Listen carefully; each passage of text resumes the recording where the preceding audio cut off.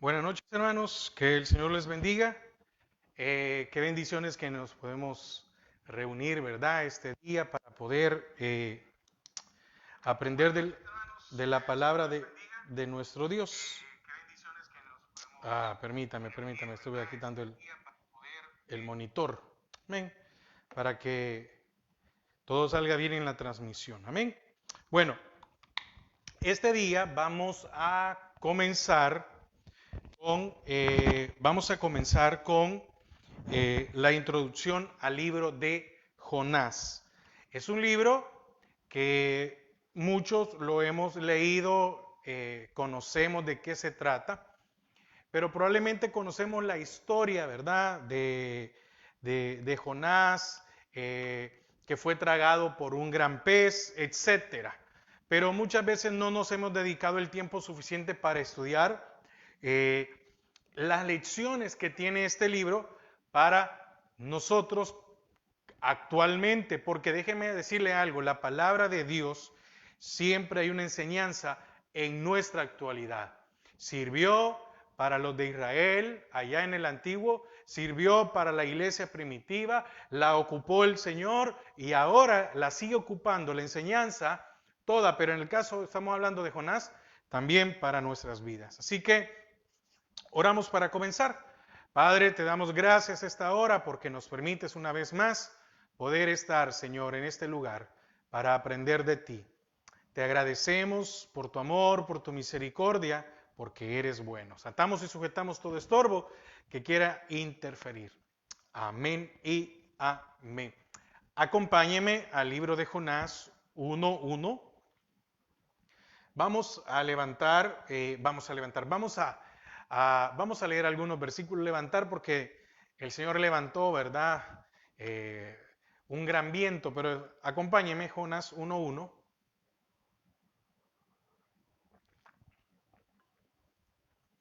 Dice la palabra del Señor, Jonás 1:1. Jonás huye de la presencia del Señor, Jonás huye de Jehová. Vino palabra de Jehová a Jonás, hijo de Amitai, diciendo: levántate y ve a Nínive, aquella gran ciudad, y pregona contra ella, porque ha subido su maldad delante de mí. Y Jonás se levantó para huir de la presencia de Jehová a Tarsis, y descendió a Jope, y halló una nave que partía para Tarsis, y pagando su pasaje, entró en ella para irse con ellos a Tarsis, lejos de la presencia de Jehová. Pero Jehová hizo levantar un gran viento en el mar, y hubo en el mar una tempestad tan grande que se pensó que se partiría la nave. Amén. Y déjeme el último versículo, solo para aprender, porque hoy es la introducción del libro de Jonás. Ah, eh,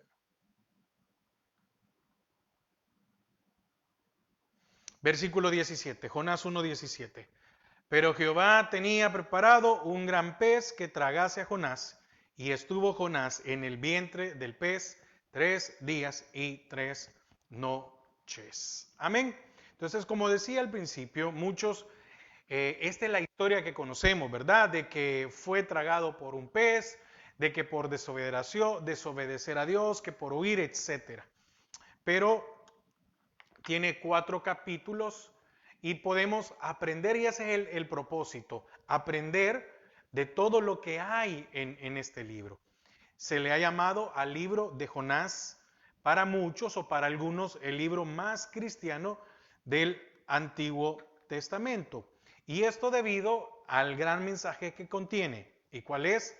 Dios ama a todas las personas que habitan la tierra y nos ha dado a los cristianos la responsabilidad de predicar el Evangelio a los perdidos a fin de que se arrepientan y sean salvados de su pecado. ¿Por qué es que se llama el libro más cristiano? Bueno, recuerde que la gran comisión es para los cristianos: vayan y prediquen el Evangelio.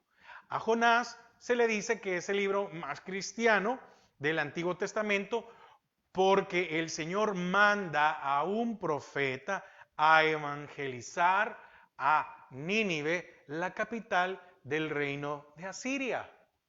Manda un mensaje para que todos los ninivitas se arrepintieran. Y eso es una de las razones por las cuales Jonás dice, no voy a ir.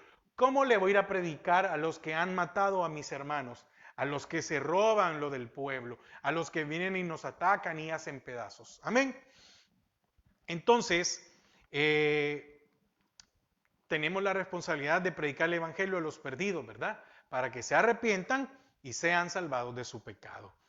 Debemos de examinar con mucho cuidado la naturaleza de este libro, que es muy precioso, descubrir quién fue su autor, en qué fecha se escribió y cuál es el mensaje para nosotros. Con respecto al autor y fecha del libro, a simple vista parece que el autor fue el profeta nacionalista que vivió durante el reinado de Jeroboam II en Samaria, en Israel, probablemente entre el año 793 y 753 antes de Cristo, el cual se menciona en el segundo libro de Reyes 14:25. Él restauró los límites de Israel desde la entrada de Hamat hasta el mar de Arabá, conforme a la palabra de Jehová, Dios de Israel, la cual había hablado por su siervo Jonás, hijo de Amitai, profeta que fue a Efer.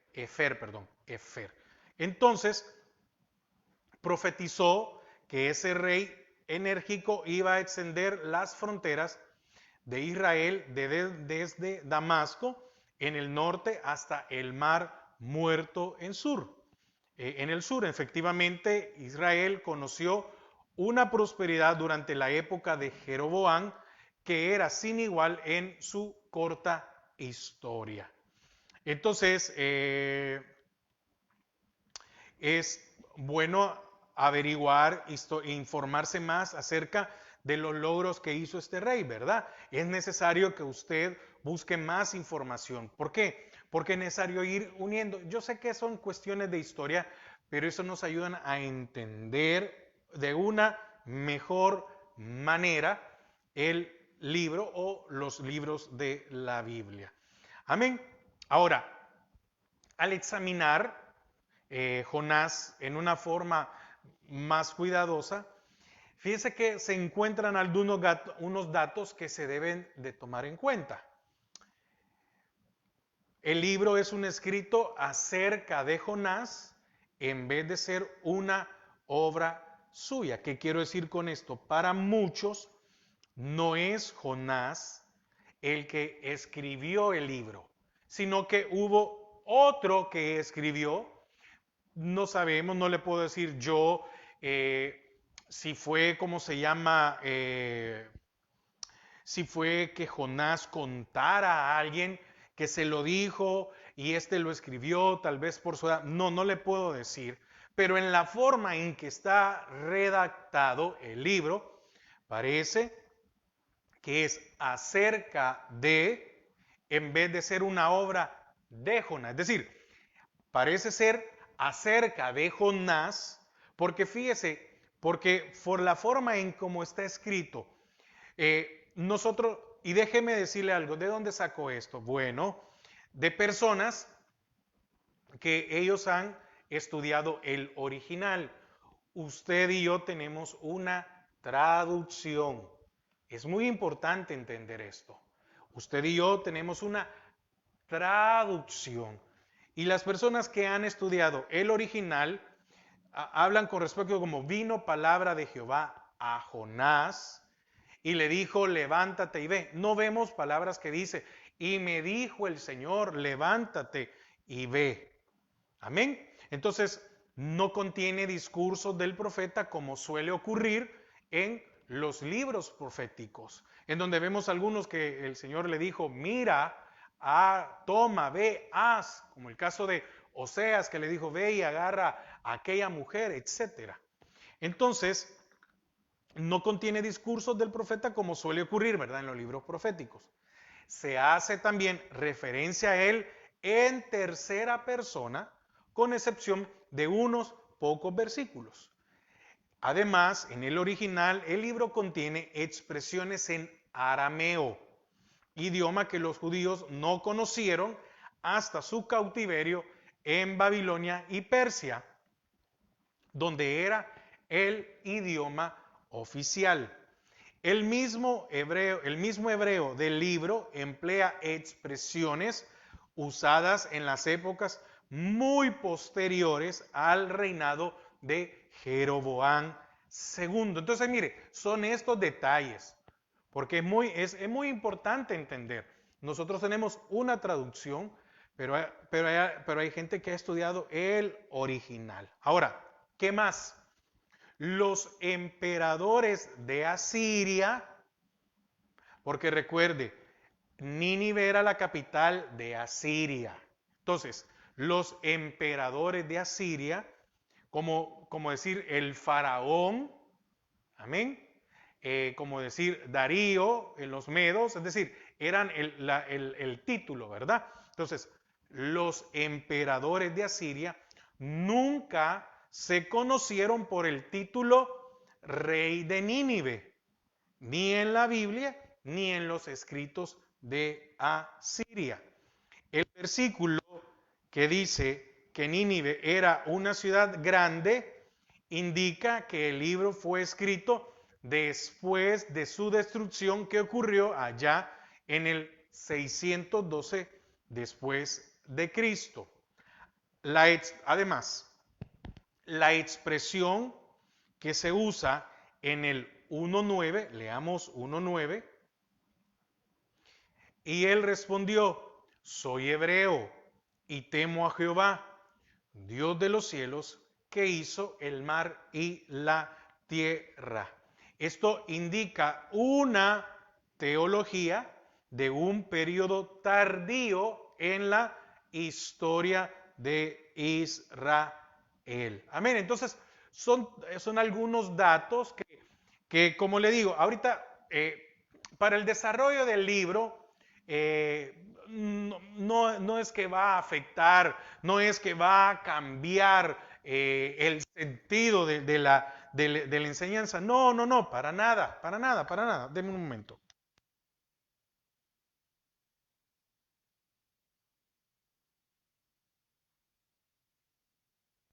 Pero, como le digo, es bueno conocer algunos puntos, entender, tener ese conocimiento. Ve, ok, existe la posibilidad, ¿verdad? De que no lo escribió Jonás, sino que lo escribió alguien. Entonces, ¿qué más podemos hallar en este libro? Bueno, que este libro tiene un espíritu misionero y que es o se compara al que está allá en Isaías de los capítulos del 40 al 55. Amén. Entonces, dichas indicaciones y otros factores nos pueden llevar, oiga, no estoy diciendo que nos pueden llevar a la conclusión de que el libro apareció durante la época de Esdras y Nehemías, cuando los judíos estaban dominados por el espíritu de exclusivismo y particularismo y no querían tener trato con otros pueblos. Recuerde que también Esdras y Nehemías son de los que regresan del cautiverio. Amén. Ahora, Dios envió este mensaje para llamarnos de nuevo a una vocación misionera. Así como dio la gran comisión, id por todo el mundo, ¿eso qué son? Misiones, y predicad el evangelio para que todos se salven. Entonces, podemos concluir que el autor es anónimo, si es en el caso de que no fue Jonás, pero un maestro en el empleo del arte de la narración como un vehículo profético, porque si no fue Jonás, como muchos creen, entonces aquel escritor anónimo lo hizo de una manera muy, acuérdese que esto no es casualidad. La palabra dice que toda la escritura es inspirada por Dios. Entonces, ¿fue Jonás o no fue Jonás? Fue inspirada por el Señor. Y podríamos llegar a creer que la fecha de su obra sería alrededor del año 400 cuando se escribió esto antes de Cristo. Imagínense, y déjeme ponerle esto para ir finalizando esto. ¿Quién escribió el Génesis? ¿Quién escribió el Génesis? Moisés. Y Moisés estuvo en el huerto. Y Moisés estuvo con Adán y Eva, con Abraham, con Isaac, con Jacob. La torre de Babel. ¿Verdad que no? Pero la palabra fue inspirada y eso es lo que nos tiene que valer para el libro de Jonás. ¿Fue Jonás o fue un escritor anónimo? Porque no sabemos. Es inspirada por Dios, con un mensaje profético y misionero. Amén. Ok. Veamos la naturaleza y propósito del libro. Por muchos años, algunos eruditos en la materia han dicho que el libro es la narración de un acontecimiento que ocurrió entre el año 793 y 753 a.C. Recuerde también que cuando estudiamos el libro de Nahum, recuerde que el libro de Nahum trae una profecía sobre Nínive y su destrucción. Y el libro de Nahum, o lo que pasa con el profeta Nahum, fueron 100 años aproximadamente después de Jonás. Jonás y el libro de Nahum tienen conexión. ¿Por qué? Porque en el libro de Nahum vemos la destrucción de Asiria. Y en el libro de Jonás vemos el arrepentimiento de Nínive, o el arrepentimiento de Nínive. Veamos de Nínive en Nahum y aquí también en Jonás. Y pasaron 100 años y estos cambiaron. Entonces vino el Señor y dijo, le he dado tiempo y ahora van a destruir. Entonces, que probablemente fue, repito otra vez, el libro de Jonás entre el año 793 y 753, pero escrito mucho más tarde que lo que veíamos, ¿verdad? Para animar a los judíos a asumir su responsabilidad misionera con los pueblos del mundo. ¿Por qué el Señor escoge a Abraham? Recuerde que lo escoge y dice, de ti haré un pueblo nuevo, un pueblo sin contaminación, sin idolatría, sin un, ¿cómo se llama? Sin un pasado. Y entonces este pueblo va a ir a predicarle a todos los pueblos de quién es Jehová. ¿Y qué hizo Israel? Por ser escogidos se creyeron superiores y entonces era, no, si alguien quiere que venga a nosotros, nosotros no vamos a ir. Y Jonás se convirtió en un misionero. Fue a Nínive, fue a una nación pagana, fue a un lugar donde odiaban a los israelitas. Amén. Entonces, otros eruditos dicen que el libro, oiga, y eso hay que ponerlo, me gusta compartirlo porque, mire, es bien fácil, no lo comparto, lo quito y pasemos. Pero fíjese que algunos eruditos, es decir, gente que ha estudiado, dicen que el libro es una alegoría, es decir, que es una historia del cautiverio de los judíos en Babilonia y su posterior liberación. Que el pueblo de Israel es simbolizado por Jonás y el gran pez es Babilonia. Que Babilonia viene y se tragó o tomó. Entonces, incluso el profeta Jeremías describió el cautiverio en Babilonia como tragado con un monstruo. Esto está en Jeremías 51. Y ya le voy a decir por qué razón lo estoy mencionando. Sí tengo un porqué. Jeremías 51, 34. Me devoró, me desmenuzó Nabucodonosor, rey de Babilonia, y me dejó como vaso vacío. Me tragó como dragón, llenó su vientre de mis delicadezas y me echó fuera. Deme un segundo.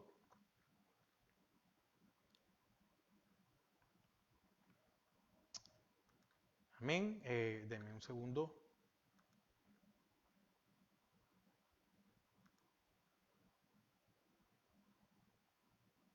Fíjese que la Biblia del lenguaje sencillo dice, la gente de Jerusalén se queja que el rey de Babilonia los dejó como un plato vacío. Dicen que les causó mucho miedo, que se llevó todas sus riquezas, que se los tragó como un monstruo y luego los arrojó a la basura. Estaba buscando porque hay una versión que habla de tragado como un monstruo acuático. Y después Jeremías dijo que Dios iba a sacar al pueblo de Israel de Babilonia, la cual se los había tragado. Ahí en el 51, pero ahora 44.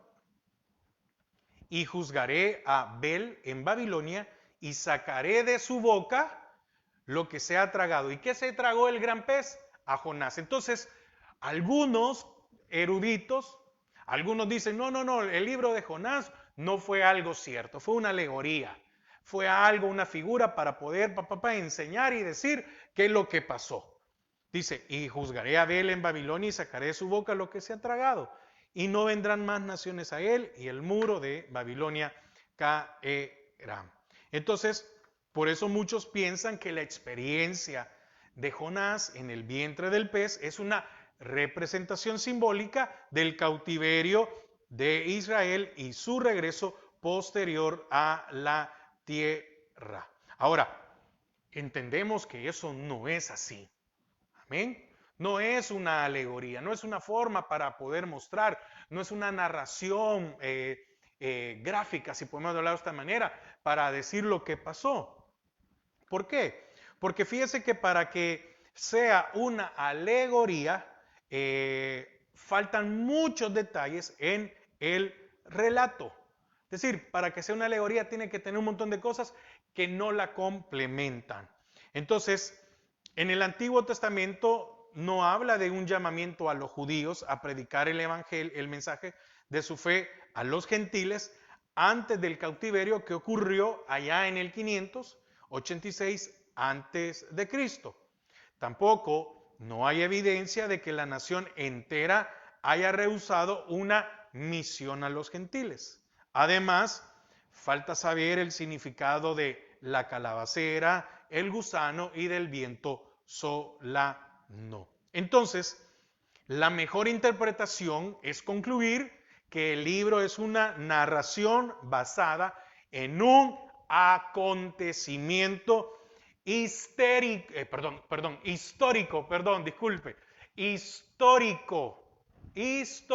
¿Por qué razón? Porque mire, ¿cuántas veces usted ha oído que, no sé si a usted le han dicho, mire, compruébeme científicamente que Jesús existió? Y es que mire, científicamente no se puede comprobar porque Jesús es un hecho histórico y hay pruebas para comprobar de que Él sí existió, sí vino, no solo la palabra, hay escritos, etcétera, que datan del tiempo, y comprueban lo histórico. Amén. Entonces, el libro de Jonás es la narración de un hecho, de un acontecimiento histórico que fue relatada probablemente muchos años después con un estilo, y aquí es donde viene algo muy importante, para muchos un estilo de una parábola, porque el escritor, si fue un anónimo, escribió el libro de Jonás en una forma de parábola. Amén. Entonces, le puedo dejar unas citas bíblicas para que usted pueda comprender un poco más. Por favor, anótelas, léalas. Segundo libro de Samuel, capítulos 11 y 12. Isaías 5. Isaías 5, del 1 al 7, que está hablando de unos ejemplos de de parábolas. Lucas 10, del 25 al 37.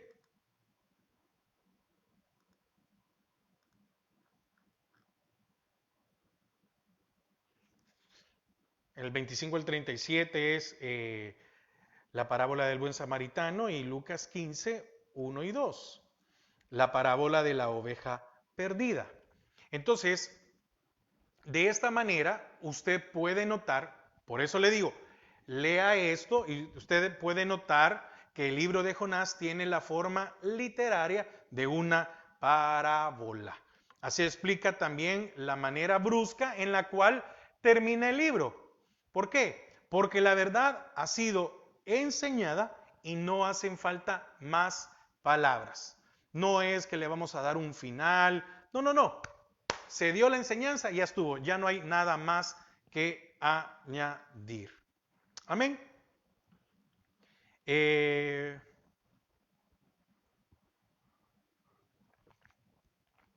Desde la época de la profecía contenida en Isaías, de los capítulos 40 al 15, al 55, perdón, del 40 al 55, los judíos tenían la comisión de predicar su fe a los gentiles. Vamos a ver algunas citas para ver que esto estaba aquí. Isaías, acompáñeme por favor a Isaías 45.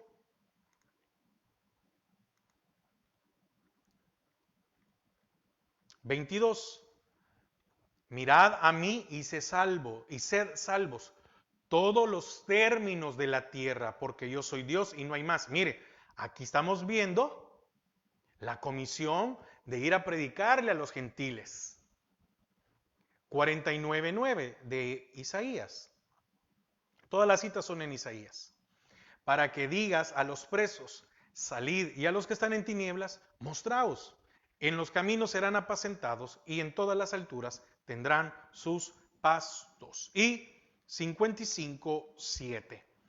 Deje el impío su camino, deje el impío, el pagano, fuera de Israel, y el hombre inicuo sus pensamientos, y vuelvas a Jehová, el cual tendrá de él misericordia, y al Dios nuestro, el cual será amplio en perdonar. Entonces, leyendo estos versículos, podemos ver que las creencias de Israel deben ser compartidas con los demás pueblos de las tierras. Lamentablemente, Israel nunca se esforzó en llevar el mensaje a otras naciones.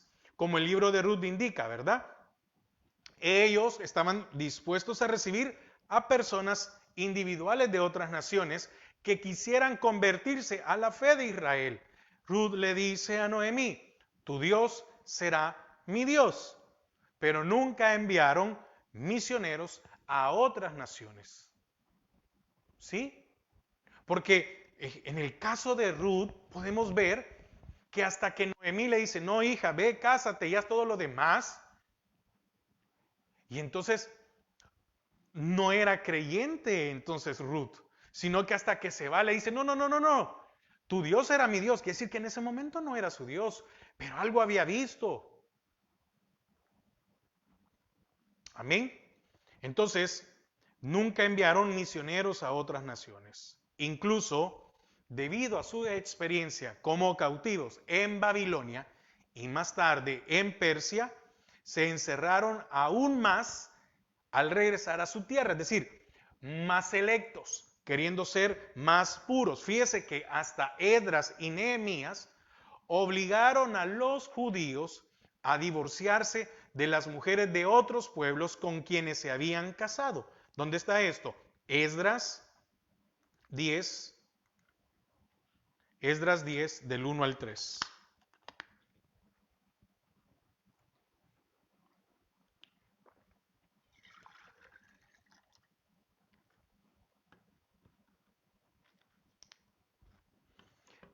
Oiga, el subtítulo dice es expulsión de las mujeres extranjeras. Mientras oraba Esdras y hacía confesión llorando y postrándose delante de la casa de Dios, se juntó a él una muy grande multitud de Israel, hombres, mujeres y niños, y lloraba el pueblo amargamente. Entonces respondió Secanías, hijo de Jehiel, de los hijos de Elam, y dijo a Esdras: nosotros hemos pecado contra nuestro Dios, pues tomamos mujeres extranjeras de los pueblos de la tierra. Mas a pesar de esto, aún hay esperanza para Israel. Ahora pues, hagamos pacto con nuestro Dios, que despediremos a todas las mujeres y los nacidos de ellas, según el consejo de mi Señor y de los que temen el mandamiento de nuestro Dios, y hágase conforme a la ley. Entonces, aquí vemos que estaban obligando a los judíos a divorciarse y a dejar a sus mujeres y a los niños por ser mitad judíos y mitad de otras naciones. Nehemías 13, 23. Vi asimismo en aquellos días a judíos que habían tomado mujeres de Asdod, amonitas y moabitas, y la mitad de sus hijos hablaban lengua de Asdod, porque no sabían hablar judaico, sino que hablaban conforme a la lengua de cada pueblo. Y reñí con ellos, y los maldije, y herí a alguno de ellos, y les arranqué los cabellos, y les hice jurar diciendo: no daréis vuestras hijas a sus hijos, y no tomaréis de sus hijas para vuestros hijos, ni para vosotros mismos. ¿No pecó por esto Salomón, rey de Israel? Bien que en muchas naciones no hubo rey como él, que era amado de su Dios, y Dios lo había puesto por rey sobre todo Israel. Aún a él le hicieron pecar las mujeres extranjeras. Y obedeceremos a vosotros para cometer todo este mal tan grande de prevaricar contra nuestro Dios, tomando mujeres extranjeras. Y uno de los hijos de Joiada, hijo del sumo sacerdote Eliasib, era yerno de Sambalat, horonita, por tanto lo ahuyenté de mí. Entonces, qué difícil era esto, ¿verdad? En el sentido de que no hubo aquello de decir, bueno, conviértanse, tienen que hacer esto, son nacidos, entonces los vamos a circuncidar, vamos a hacer esto, vamos a hacer aquello. No, no, no. Se encerraron en sí mismos en decir, vamos, queremos lo puro, queremos esa pureza. Y eso lo estudiamos allá en el capítulo 5 de Miqueas. Cuando el Señor viene por la pureza de su pueblo, cuando viene el Mesías, el remanente, una de las cosas que quiere es la pureza. Y le dice, saquen todas esas cosas.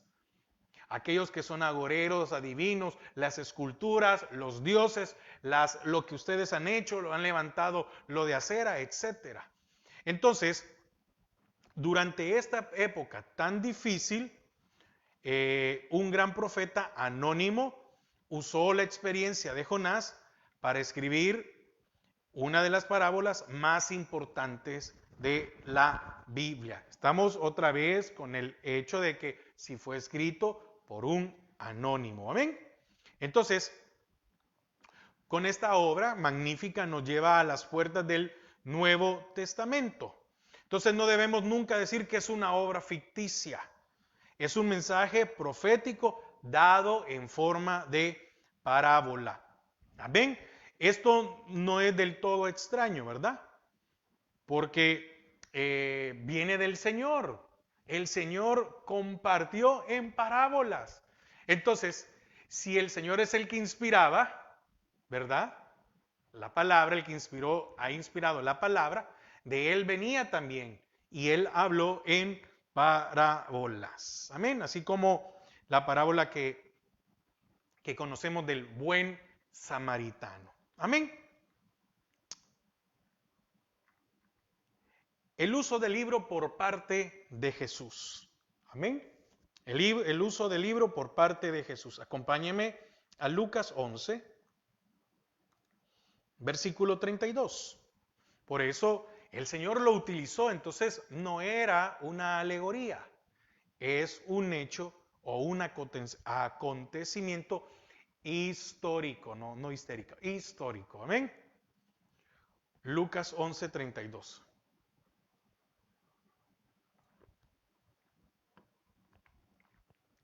Oiga, los hombres de Nínive se levantarán en el juicio con esta generación y la condenarán, porque la predicación de Jonás se arrepintieron. Ah, entonces sí, es histórico, había pasado. Y aquí más que Jonás en este lugar. Entonces recordemos que el Señor ocupó la experiencia de Jonás para enseñar a los judíos que la gente se arrepintió al oír el mensaje de Jonás y que ellos tenían un corazón muy duro para no arrepentirse ante el mensaje de uno mayor que Jonás, que era quien les predicaba. ¿Cómo es posible que ustedes, siendo judíos, tengan más duro el corazón que los ninivitas? Y allá les predicó Jonás y a ustedes les predica uno que es más grande que Jonás. Y no es que Jonás fuera un tipo de Cristo, sino una ilustración poderosa para demostrar a los judíos de la época de Cristo que hicieron muy mal en no prestar atención al mensaje de que traía el Hijo de Dios. Amén. No vamos a no decir, Jonás tipo de Cristo. No, no, no, no. Pero Jonás fue donde aquellos inicuos paganos, y ellos sí abrieron sus oídos y se arrepintieron. Y aquí uno más grande que Jonás, hablándole a estos, pero el corazón era más duro. Ahora, también acompáñeme a Mateo 12. Mateo 12, 40 y 41 dice, porque como estuvo Jonás en el vientre del gran pez 3 días y 3 noches, así estará el Hijo del Hombre en el corazón de la tierra 3 días y 3 noches. Los hombres de Nínive se levantarán en el juicio con esta generación y la condenarán, porque ellos se arrepintieron a la predicación de Jonás. He aquí más que Jonás en este lugar. Amén. Entonces Jesús dice lo mismo y también agrega como ilustración que tal como Jonás estuvo 3 días y 3 noches en el vientre de un gran pez, que no necesariamente una ballena, no conocemos, no sabemos si algún animal de las profundidades que nosotros desconocemos llegó a traer a Jonás, así el Hijo del Hombre iba a estar en el sepulcro 3 días y 3 noches y que iba a resucitar al tercer día. Estas citas hechas por Jesús nos advierten que el libro de Jonás es muy importante. Amén. Toda la palabra es importante, pero mire, el hecho de que el Señor haya tocado estas citas, ¿sí? Nos dice una cosa, debemos de estudiarlo con mucho cuidado. Ahora, el mensaje del libro a los cristianos. Si el libro tenía un mensaje de suma importancia para los judíos de la época de Esdras y Nehemías, tiene un mensaje aún más importante para nosotros. Dios llama constantemente a hombres y mujeres a dejar su patria y llevar el evangelio a otros pueblos, pero muy pocos lo hacen. Porque algo de lo que me llamaba la atención es si Jonás hablaba el idioma de los ninivitas.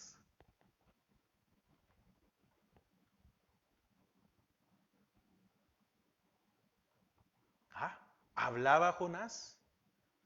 ¿Y cómo es que fue a un país con un lenguaje diferente y pudo predicar? Fíjese que hay una hay una, ¿cómo es la palabra? Hay una estadística que en un país se calcula que el 90% de los egresados de los seminarios se queda en el país para servir. Tal vez 95 en este tiempo. Y solamente un 10, un 5, un 4% se ofrecen para ser misioneros a otras naciones. Porque no tengo nada en contra de los institutos bíblicos. No. Pero los que entran, ¿cuál es el sentir para entrar? ¿Cuántos salen de ahí con un título de pastor pero no tienen iglesias? Nunca han ido a abrir una iglesia, comenzar, reunirse, pero tienen un título de pastor. Y quiero terminar con algunos puntos. Amén.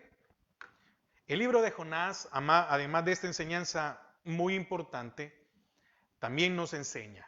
Vamos a ver 8 cosas. Primero, es necio e inútil resistir la voluntad de Dios. Por más que uno corra o se dirija en contra, por más que uno quiera huir o resistir a la voluntad de Dios, es inútil. Cada persona, no importa su raza o su nacionalidad, su lenguaje, sus costumbres, lleva en sí la capacidad de conocer a Dios y obedecerlo. Porque de tal manera amó Dios al mundo, que dio a su Hijo unigénito para que todo aquel, no importa raza, nacionalidad, el lenguaje, las costumbres, lo acepte. 3.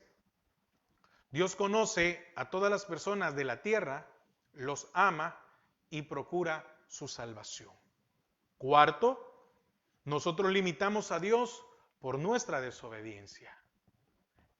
5. El verdadero arrepentimiento puede salvar a las personas de consecuencias horribles. 6. No debemos considerar nunca una tarea para Dios como algo sin importancia y que usted y yo vamos a poder eludir, porque no es así. 7. Es imposible escapar de la presencia de Dios. Y si no, lea Salmos 139 del 1 al 24. ¿A dónde huiré? No se puede. Y 8.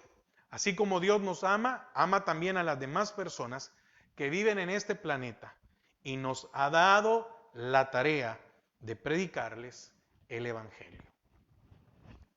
Jonás fue un misionero. Jonás no le importó que el idioma era diferente.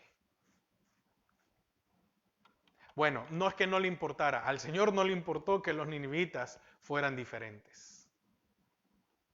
Jonás no pudo escapar de hacer la voluntad de Dios. Y al final tuvo que ir a una nación pagana, cruel, asesina, a predicar de ese Dios misericordioso. ¿En hebreo o en arameo? No importó el idioma, la nación se arrepintió. Y muchas veces usted y yo no necesitamos movernos de un país, lo podemos hacer ahí, con nuestras familias, con nuestros vecinos, con nuestros compañeros de trabajo o compañeros de universidad o de escuela, colegio, y predicar de la misericordia de Dios para cada uno. Así que nosotros podamos llevar el Evangelio a toda criatura. Amén. Vamos a quedar hasta aquí y con esto es la introducción, ¿verdad?, al libro de Jonás, y el próximo jueves ya empezamos con el capítulo 1, ya a aprender de su palabra. Padre, te damos gracias a esta hora porque nos has permitido abrir tu palabra y aprender de ella como siempre lo haces. Señor, bendice a cada uno de mis hermanos. Señor, que pueda haber una noche de descanso, una noche de paz, que tu misericordia, tu amor y tu gracia no se aparte. En el nombre de Jesús. Amén y Amén. Hermanos, que pasen una feliz noche y que el Señor les bendiga.